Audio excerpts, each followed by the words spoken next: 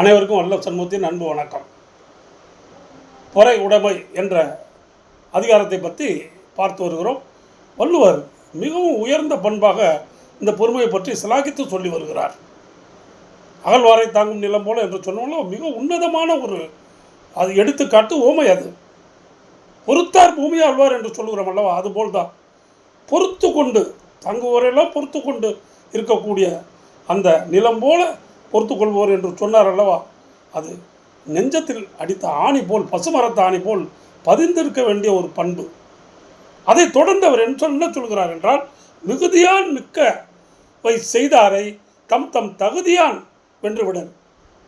ரொம்ப மிகுதியா எக்கச்சக்கமாக பொறுக்கவே முடியல, அந்த அளவுக்கு கெடுதல் செய்கிறாங்க. இன்றைக்கி இருக்குது. இன்றைக்கி வாழ்க்கையில் நிறைய பார்க்குறோம். நம்ம அன்றாட வாழ்க்கையில் ஏதோ ஒரு குற்றம் குறைகளுக்காகன்னு இல்லை, எவ்வளவு நம்ம பொறுமையை சோதிக்கணுமோ அந்தளவுக்கு நிறையா உறவினர்களானாலும் சரி, நண்பர்களானாலும் சரி, அலுவலகத்திலும் சரி, அக்கம் பக்கத்திலும் சரி, ஒருவருக்கு துன்பத்தை செய்வது என்பது நிறைய மக்களுக்கு அல்வா சாப்பிட்றது மாதிரி.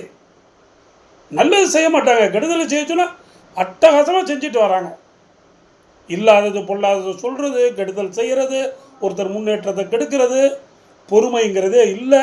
எவ்வளவும் மிக்கவை மிகுதியான் மிக்கவை செய்தாரையும் அவ்வளோ அதிகமாக செஞ்சுருக்காங்களே, அவங்களுக்கு நாம் பிரதியாக கெடுதல் செய்யலாம் தானே. கொன்றாருண்டா எல்லா வழிகளிலும் செய்த மிக்கவை செய்தாரை அது எப்படி வெல்லணும்னு சொல்கிறாரு பாருங்கள். அதுதான் ஒரு டூல்ஸ். ஆங்கிலத்தில் சொல்லுவாங்கள்ல, ஒரு பிரச்சனையை எப்படி சமாளிப்பது என்பதற்கு டூல்ஸ் என்று சொல்வார்கள். இந்த டூல்ஸை உபயோகிங்கள் என்று சொல்வார்கள். தம் தம் தகுதியால் வென்றுவிடன். நம்ம பெரிய உயர்ந்த தகுதியில் சான்றோராக இருக்கோங்க, சில்லித்தனமாக அப்படி நடக்கிறாங்க. அதுக்காக அவங்க தரத்துக்கு இறங்கி நாம் திரும்ப ஒரு கெடுதலை செய்ய முடியுமா? அவங்க மனம் நோகும்படி செய்ய முடியுமா? நாம் வார்த்தையால் சுட முடியுமா? செய்கையால் அவர்களை காயப்படுத்த முடியுமா? கூடாது. தம் தம் தகுதியால் வென்று விடணும். நம்ம வீட்டில் மேல்நிலைக்கு வந்துடணும்.